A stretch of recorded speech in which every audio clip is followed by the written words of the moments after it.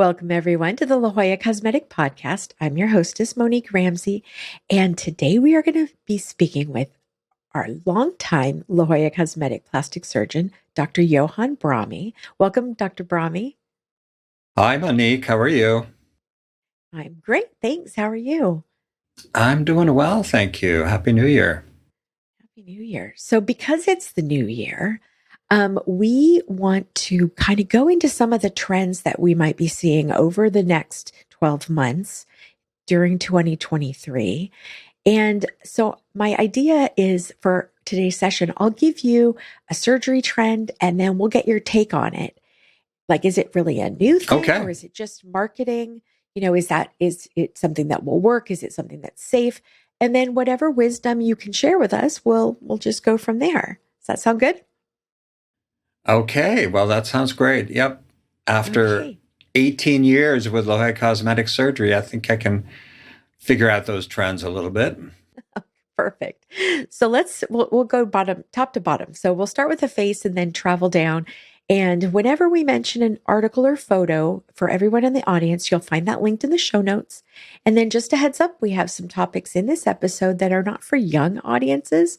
So if you're listening with kids in the car, let's just save that. We've saved it for the end, and then and when we get to that, I'll let you know. So here we go. Let's start with, All right. there's a recent article titled "The Hot Plastic Surgery Young Stars Could Live to Regret." And it talks about actress Lea Michele. She was on Glee, if everybody remembers, and she's talking about having her buccal fat pads removed. And Chrissy Teigen also admits to having this done. So Dr. Brahme, first of all, let's talk about what is that procedure and who's it good for?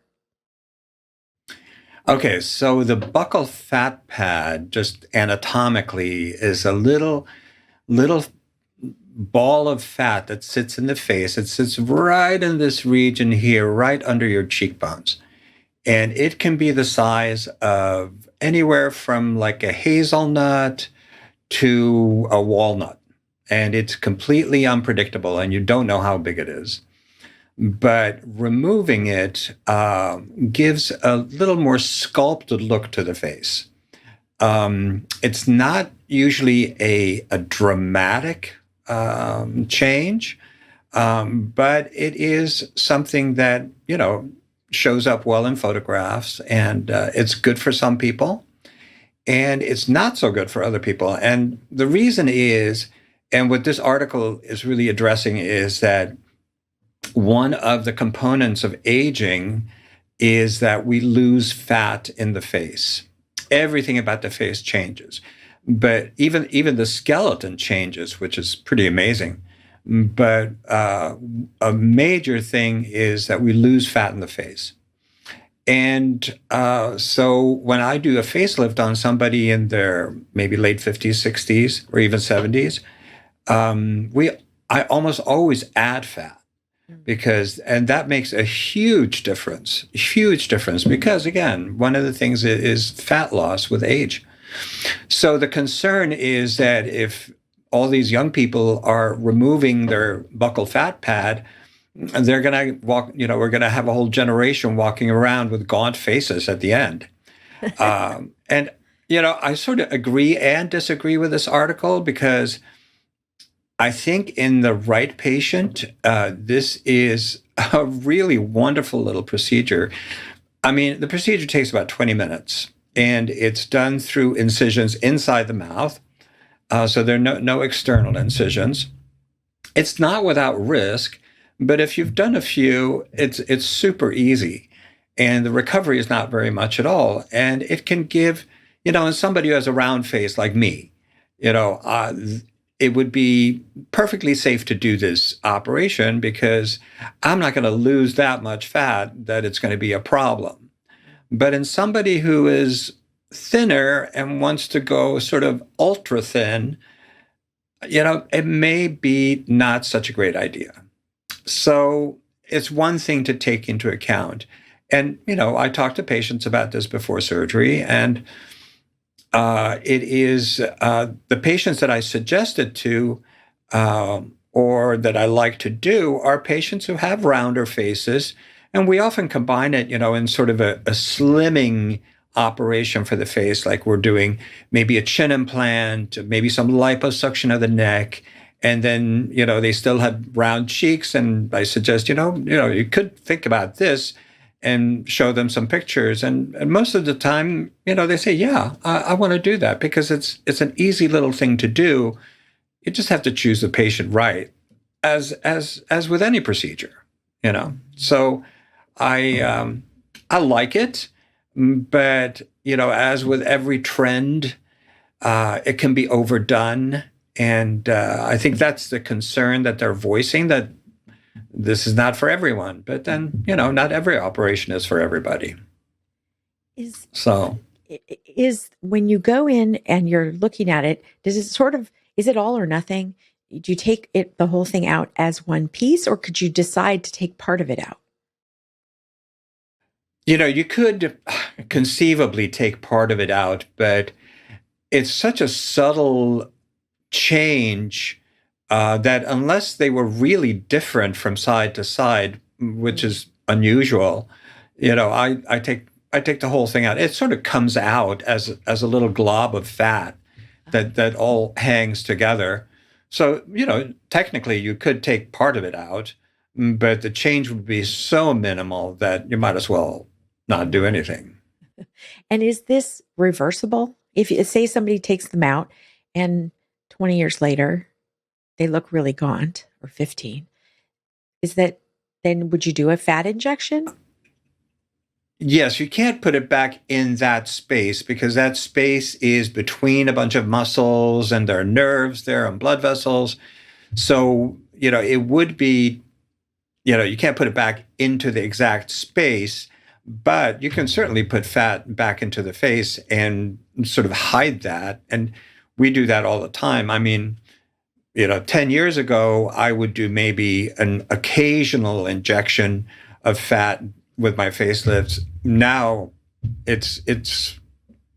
I almost never do it. I mean, I put fat in almost everybody's face after, at the time of doing a facelift. So yes, it can be hidden. It can be camouflaged. It is not the end of the world. But I think that, as with everything, you should choose your patients well. Mm-hmm. Now, another small procedure with a really big impact is the the lip lift or lip advance. It's a tongue twister. I know, yeah, it is. I know you're a really big fan of this procedure. So can you tell us what it is and how it helps people? Yeah, actually, it's funny how I started doing the first one I ever did. I was still in training in plastic surgery, and I had a patient, and I had done her facelift, and she had a really long upper lip, and she said, "Can't we shorten that?" And I'm talking, this is like 30 years ago, over 30 years ago. And I said, "Well, I don't know. I've never done that. I've never read about that." And she said, "Well, I thought if you just took a little piece out under my nose, it would look better." And I said, "Okay." And our professors always tell us, listen to the patient. And so I did, and it looked really great. And she was really happy. Well, time goes by, and I forget about it. And then a few years later, I had a man come in for a facelift, and as we grow older, just like we lose fat, the lip grows and loses fat, so it hangs down and hides your upper teeth. And if you look in the mirror and open your mouth, and you can't and smile, and you don't see a couple of millimeters of your upper teeth, then you have a lip that's too long. And many, many, many people have that. So I started doing this again, and I did it on this gentleman. He was from Alaska, and he flew down to have his facelift. And after the surgery, and he was flying back about 10 days later, and he said, "Thank you for giving me my smile back." And that was, I mean, it was so moving. I mean, I still get goosebumps. Um, Such a nice guy. And so I started doing it a little more frequently and a little more frequently. And I would say I do it on maybe 30% of my facelifts now. And you have to be very conservative because you can always take more, but you can't put it back. So I'm conservative with doing it. I have a patient or two where I've gone back and taken a little bit more, but having a funky looking short upper lip is not attractive, and it does change the way you look a little bit.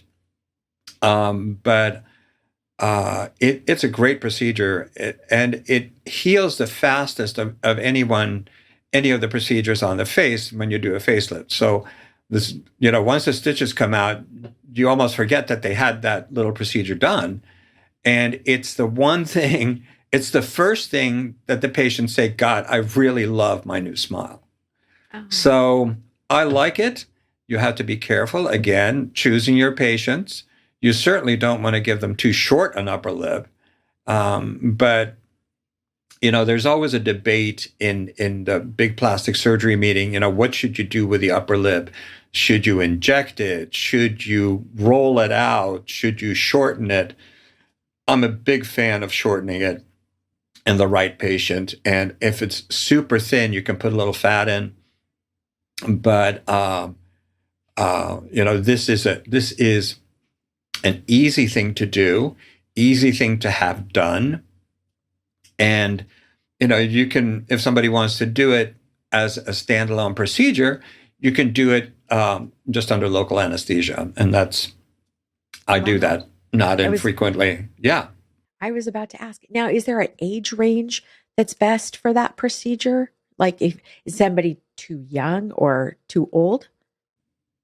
No, it's strictly anatomical. If you were born with a long upper lip, you can change that. And I've done it on, patients from their, I would say, 30s to 70s.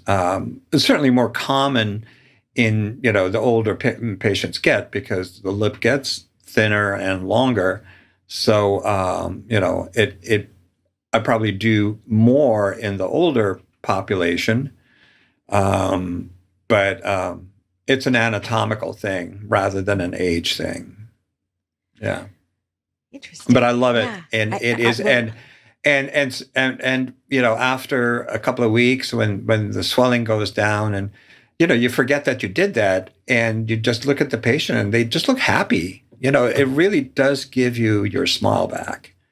I remember the first time I saw one of your results for this procedure, and I was wowed, and I had no idea. This was a couple of years ago. I had no idea that was a thing. And, but with all the kind of the trends of people wanting to have their mouth more youthful and lip flips with Botox and things like that, I think, and like you say, you could put filler there, but that doesn't always look very natural, and it's not going to help. No, if you have if you have a long lip with fillers, it just looks really strange.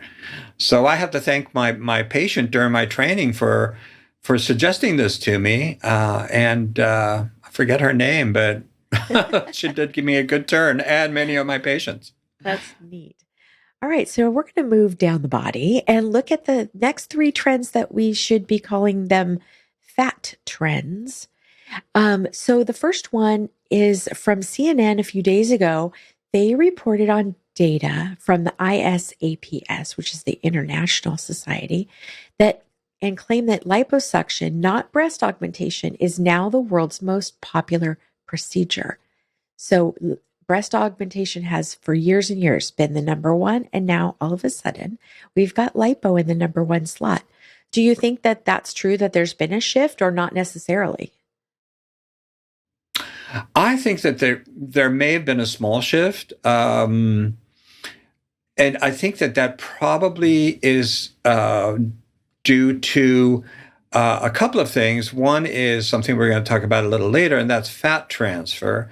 And so a lot of people want to move their fat around to areas where they don't have fat, and then you have to get the fat from somewhere. So You got to do some liposuction to get that fat. So that's one issue. The other issue is that I think we're doing slightly fewer breast augmentations because of internet scares and stuff that's on the internet that's negative about breast implants. So I think that there are fewer primary breast augmentations than there were, say, maybe 10 years ago. So I think it's a matter of a little more lipo and a little bit less breast augmentation. I mean, we're still doing plenty of breast surgery, but we're doing more breast surgery on patients who already have implants and changing them out, making them smaller, doing lifts, and so on and so forth. So, but I think the number of primary breast augmentations has probably gone down a little bit. Not a whole lot, but a little bit. Moving into the next section is really talking about breast augmentation with fat. And so there's an article in New Beauty magazine that said, if you wanted to increase the size or shape of your breasts, in the past, it's always been breast implants. And now people have started to use fat transfer as an option, or at least some surgeons might be, or as an addition to a breast implant. And so tell us about what is that really true that you could have implants and fat or fat only? Yeah, I mean, this sort of started, I would say, about 10 years ago, maybe a little bit longer, fat injections into the breast. And the big concern initially was what happens to that fat? And part of the fat doesn't survive and can turn into little calcium deposits and things that can be seen on mammogram. And there was a concern that, if you're injecting fat into the breast and you're causing these mammographic changes, are you going to miss breast cancers or misdiagnose breast cancers and so on? But the studies have all been done now, and the calcification from the fat injections look very different from the calcifications that you see in breast cancer. So I've talked to many mammographers and radiologists, and they say, we can tell the difference. It is not, don't worry about that. So we stopped worrying about it and then started putting fat in the breast. And yes, you can make the breast fuller with fat transfer. You can reshape it a bit. It's not a good, if somebody comes in and wants a larger breast, fat transfer is not a great option. To make a fuller, larger breast, you really do need to put an implant in. You don't get any projection from the fat injection. You can make the cleavage a bit better. You can make it a little fuller on the outside or on the top. You can do some shaping with it, and I think it's great for that. And we also use it in breast cancer reconstruction. We use it as a one of the ways that we shape the new breast. And I was head of the breast cancer unit at UCSD for a couple of years, and I think that that's a wonderful way of recreating a natural and nice breast, but it's not a good standalone procedure as a breast augmentation. It's more changing the shape of the breast, maybe adding a little bit to what we call the upper pole up here to make for a smoother transition. Or if somebody doesn't have a lot of cleavage, you can add some fat here, and I've done that. A fair amount of the fat gets absorbed, though, so it's not a one-time thing. You may have to go back and put some more fat in, but it's your fat, and so it doesn't get rejected. It is, it's accepted by your body, so it's really a transplantation, like a skin graft. You take a piece of skin from one area and put it where you have an open wound. The body recognizes it as yours, and is not going to reject it. So it's a great new tool. And I think the breast is one of the areas that we use that. The most common is the BBL, where we put it into the butt, and that's probably, I would say, 3/4 of the use of the fat, and then also into the face, like I talked about earlier with the facelifts. So, you have to tell patients that not all of it survives, and it's going to shrink, but usually what you have at about 3 to 3.5 months, 4 months, that's yours to keep, and that will be there forever. But it behaves like the fat in the rest of the body. So, if you lose weight, that fat loses weight too. And so, I hear of people being told, oh, go and gain a whole bunch of weight, and then we can take that fat and put it into your butt or put it wherever. Well, then when you lose your weight, that fat shrinks up too. So it's not really a sound physiologic thing to do. You can use the fat that you have, and it works very well, but don't gain weight to have a fat transfer. That's a recipe for unhappiness. So before we move on to the BBL, which you alluded to a minute ago, we're talking about breasts. Have you noticed in terms of trends that breast implant sizes have changed over the years, sort of with fashion? Oh yeah, everything changes. Fashion changes, and breast implant sizes change too. And I think we are doing smaller breast implants than we used to. I can't give you an exact number, but many of my patients now are going smaller. And that's not only true for women who have had children and may have had big breast implants in the past, and want to go smaller and more conservative now. I did 2 breast augmentations on girls in their 20s this morning, and both of them had implants in the 200 cc range. And that is much lower than we used to see many years ago. And, I always ask the patient a question in the consultation because it gives me an insight into their mindset. And the question I ask is, if I were to make a mistake and make you either a little too big or a little too small, which would you prefer? And it used to be that 90% of people say, oh, a little too big. Now it's about 50-50, little too small. So I think that, it's moving to a more natural look.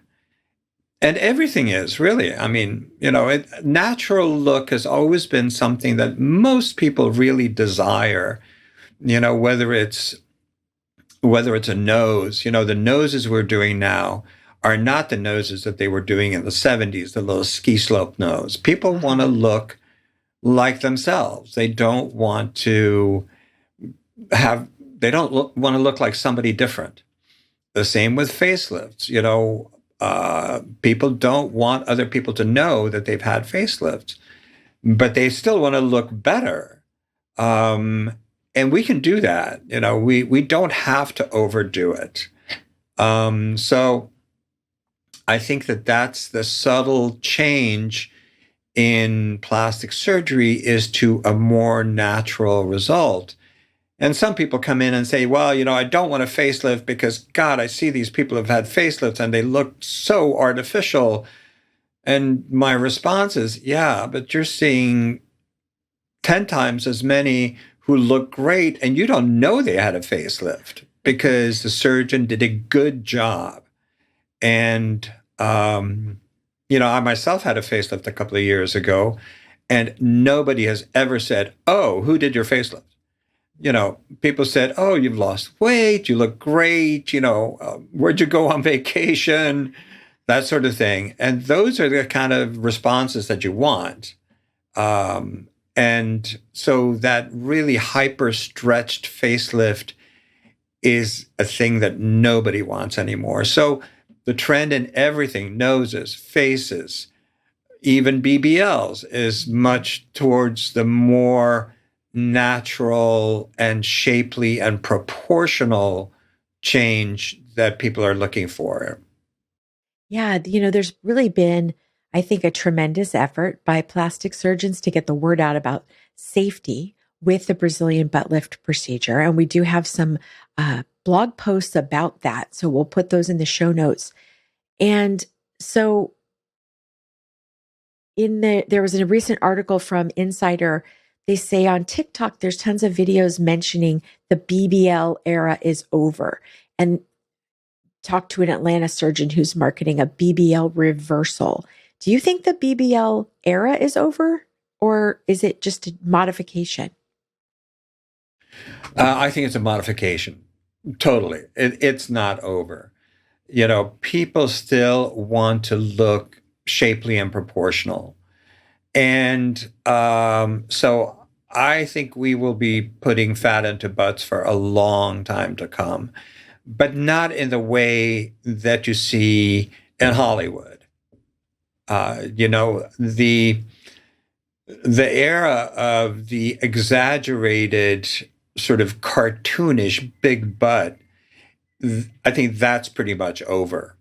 But in my sort of before and after gallery, we put enough in to give the butt a nice, sort of, again, proportional change. And, a lot of people have little dents on the outside, and they want those filled, and they want to be round, but they don't want to be huge. Mm-hmm. So I think that we will still be putting fat in more and more in a lot of places, but we will be doing it more judiciously, more carefully, and not do the exaggerated things that you see, coming out of Los Angeles.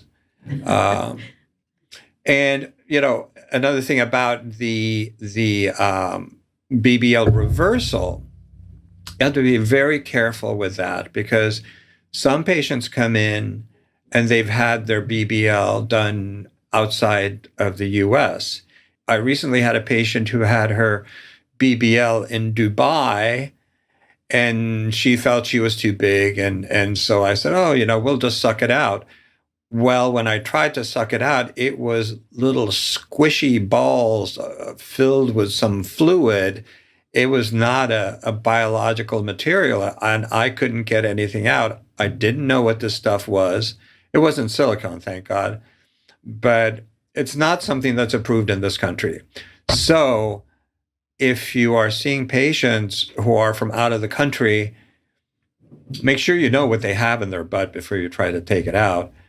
But, it's not a big deal to reverse it. And I have, on occasion, slimmed down somebody where we did put some fat in, and she thought it was a little too much. And it's an easy thing to reverse. It's not a difficult thing at all.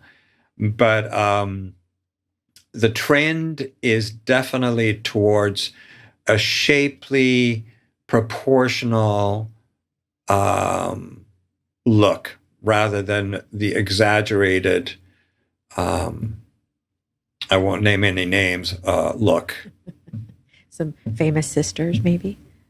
Some famous sisters, yes, who were really responsible for the whole trend in the beginning, and we thank them for that. But yeah, it's the pendulum, as always, swings a little bit, and then it swings a little bit the other side, and right now it's sort of in the middle, I think, in a reasonable range.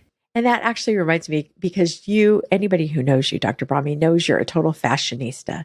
Your clothes and shoes and socks and glasses and everything are always on point. And, you think about like a catwalk on the runway with a haute couture fashion show, it's always more dramatic. for those people, but then It's always more. that style gets distilled down a little bit, watered down for the rest of us for ready to wear. So Yeah, it's kind of exactly. maybe the same thing with Very much. It's the celebrity red carpet. surgery. Yeah, it's the red carpet, and then you know, and then the streets and sidewalks where everybody else walks. Right. So on the last Yeah. trend that we're going to talk about, and our audience is mostly women, so we're going to go into, if you're um, a man, you maybe don't want to talk about this, so you don't want to listen, or the kids are in the car. We're going to move right into. I'm going to read a short quote from a piece on Scary Mommy that came out this morning, and then what they said is, it's fairly common to talk about sagging breasts, gray hair, chin hair, drooping bottoms, and wrinkly skin as you age. But why aren't we talking about what actually happens to a woman's vulva? So she goes on to outline what happens down there as we get older. And what struck me about it is it's isn't really a vanity thing to have a labiaplasty. It's much more about quality of life and self-confidence. So for those in the audience who don't know what's going to happen if you were to have some feminine rejuvenation, tell us what to expect with a labiaplasty. Yeah, this is a big part of my practice. I about 13 years ago went and did a fellowship in vulvar aesthetic surgery and vaginoplasties, labiaplasties, and so on. And it's been a big part of my practice, and it's been a great part of my practice because most women, don't know what's normal. What do other women look like, and am I normal? And I don't sort of like this, but is it normal? And so I think the first patient I did out of my training, I did a labiaplasty, and she was in her 70s, and she had large labia. She'd never liked it. And it's a simple procedure. It takes about an hour. And the recovery is not bad. It's the kind of thing you can do on a Friday and then pretty much go back to sort of normal things, not exercise, but normal things within a couple of days. And I do patients from 18 to really their 70s. And, the labia and the vulva changes with age. We lose fat.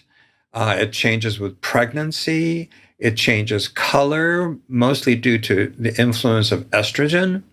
So the tissues get darker, and they thin out, they stretch out, and sometimes it's uncomfortable to wear clothing or exercise or ride a bicycle. And, it's a lot of patients are, or a lot of women are very self-conscious during sex, and it can be uncomfortable. So a labiaplasty or a recontouring of the labia majora or clitoral hood and things like that is a great solution. But, as with faces and breasts and all the rest of the body, all labias are different. And so, there are a lot of occasional labia surgeons, but, I think that to realize and appreciate the subtle differences, you really need to see somebody who has a lot of experience, because it's hard to fix if it's botched. And we're all familiar with the television program Botched. And these guys are actually really, really good surgeons. But I don't think they do the show doesn't have any labia surgery. But it's very hard to fix something that's been badly done. So it is one of the fastest growing parts of plastic surgery. When I first started, and I'd go to meetings, there would be no lectures on it, no sessions on genital surgery. Now there are whole meetings devoted to this. And so it is, it's one of the fastest growing parts of plastic surgery. And, it is one of the most rewarding. I have had so few patients who have been disappointed. And I've done hundreds of these, and everybody is happy. We also do vaginoplasties, just to be complete on this, where we actually go in and tighten the vaginal musculature, which gets stretched out by pregnancy and vaginal delivery. Obviously, we don't do that on patients who haven't had children, but that's another part of this it's called vulvovaginal rejuvenation, and it's very successful, and the women are very happy with it. And after a vaginoplasty, many of the husbands are very happy with it too. You bring up a really good point. And for everyone in the audience, we will put in the show notes Dr. Brahme's podcast from last year on the lady bits, because you do talk about more than just the labiaplasty, and you go into some detail about some of the other feminine rejuvenation procedures that you do and how you do them, what the healing time is like. So we'll put that in there for everyone. Well, thanks, Dr. Brahme, for catching up with us today on what's going to happen in 2023, some of the trends that you might be reading about. And, it's great to talk to you, a plastic surgeon who's been there, done that, and doing that all the time, and all knows for real, not just for clicks, what people are saying, but for real. So I appreciate you taking the time today to do that. Great. Thank you, Monique. And, let's make a great 23 out of it. I'm ready. All right.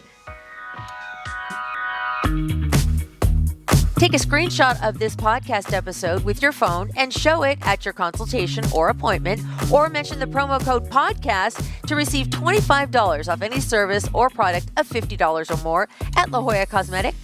La Jolla Cosmetic is located just off the I-5 San Diego Freeway in the Zymed building on the Scripps Memorial Hospital campus. To learn more, go to ljcsc.com or follow the team on Instagram at ljcsc. The La Jolla Cosmetic Podcast is a production of The Axis, TheAxis.io.